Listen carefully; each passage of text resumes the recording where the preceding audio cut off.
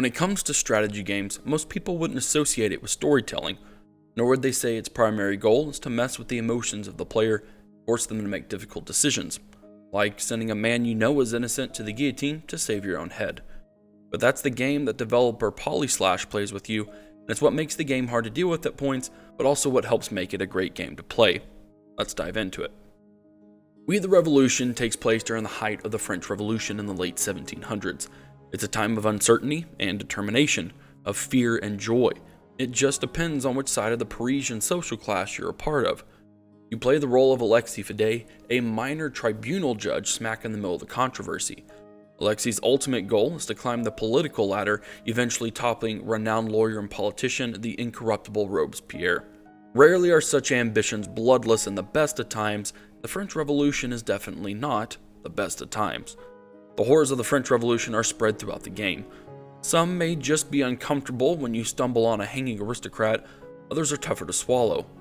Finding out you are the one that actually pulls the rope on the guillotine, and then this scene happens.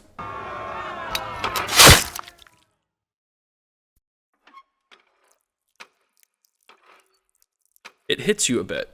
Very much so when you see that scene a dozen times or more. Everything you do in We the Revolution has a consequence, and as you climb the ladder, you'll make allies and enemies among significant figures and groups of people alike, all with their own ambitions and actions that can prove either extremely beneficial for you or could lead to more sinister and twisted outcomes, maybe even your own head on the chopping block. In court, the process seems fairly straightforward at first glance.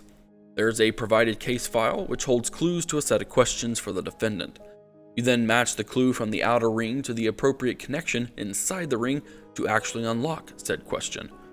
Asking questions provides you with the details and the testimony required to give a verdict. Seems simple, right? It gets a bit deeper when you have a jury to contend with. The questions asked will affect the jury's decision on what sentencing they feel the defendant should receive. Now, the jury is simply to be taken on an advice level. You could go against what they say, but it results in several negative outcomes for you and is generally not recommended to go against them. But wait, there's more.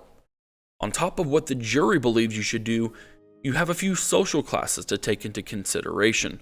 Common folk, revolutionaries, aristocrats, and occasionally your own family.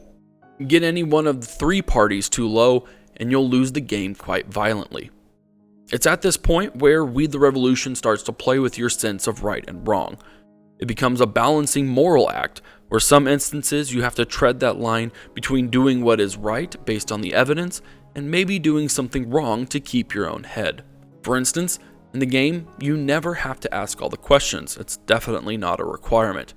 In fact, in some trials, asking too many questions could lead to riots in the street if the outcome is all too obvious. That being said, in a few cases, I've purposefully not asked specific questions in an attempt to make the jury fall under the outcome that I personally wanted, the one that gives me the most influence over the most parties. This is where some people may start to really dislike the game. You are a judge of the tribunal during the French Revolution, after all. You should judge rightly while hearing all of the evidence. But this also probably rang a bit too true during the French Revolution.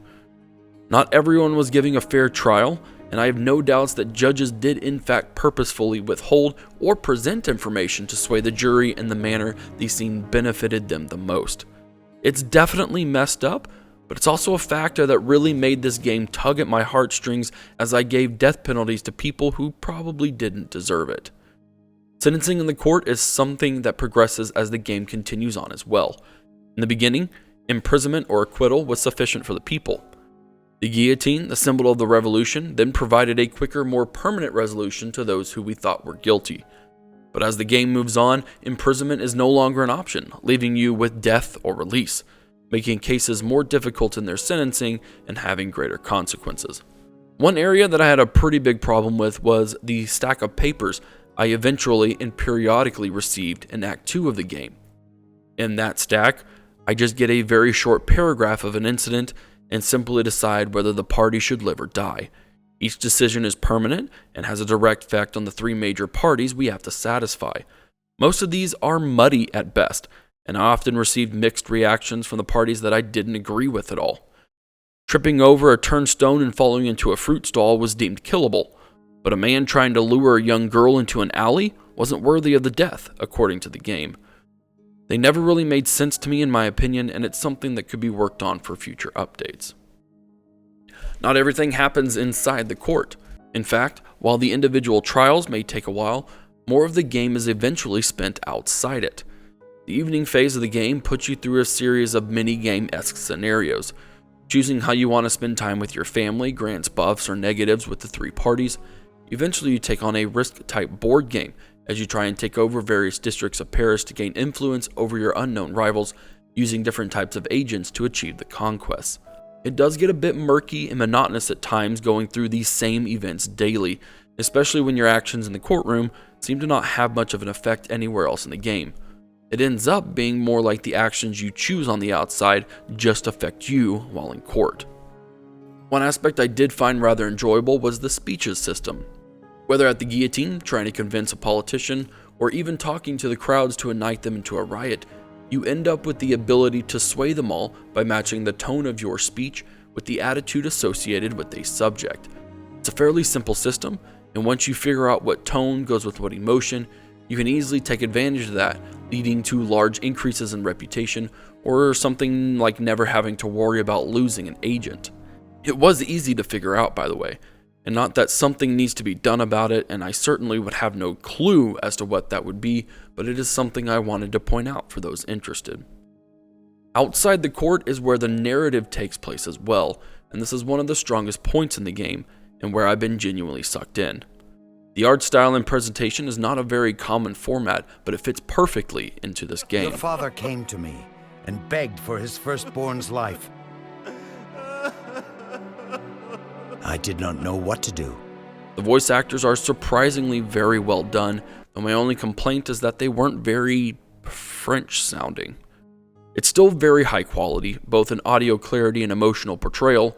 I was impressed and I never felt slighted by bad acting. Danton, you traitor, how could you? Hello, Bosch. Fidel, thank you for coming at such a short notice. Everything worked pretty seamlessly to bring the story across the days in the acts, including a few jaw droppers and plot twists I didn't see coming. Now we've come down to it. Is this game worth the buy, or does it deserve the chopping block? I will say this game has a lot of heart behind it. The developers have presented a very compelling storyline and narrative during the French Revolution that I don't believe many games have ever been set in, not least one that is so involved on the personal level.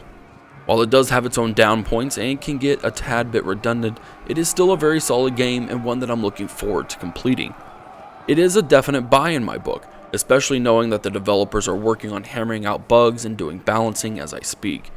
And $20 for a game that has a good degree of replayability, you could easily find it worthwhile to play through it a few times, making different key decisions along the way to see if you can make it all the way to the top. That's it for my review on We the Revolution. The game released in full on March 21st on Steam. Check the link in the description below to take you right to it. Thank you for watching. I hope my review has swayed your opinion on the game. Let me know your thoughts in the comments section, especially if you've already played it. I'd be very interested to hear what you have to say about it. If you did enjoy the video, be sure to give it a thumbs up. If you didn't enjoy it, give it a thumbs down. Subscribe to the channel and click on the bell to stay up to date with all of my videos as they release. This is Havoc, and I'll see you in the next one.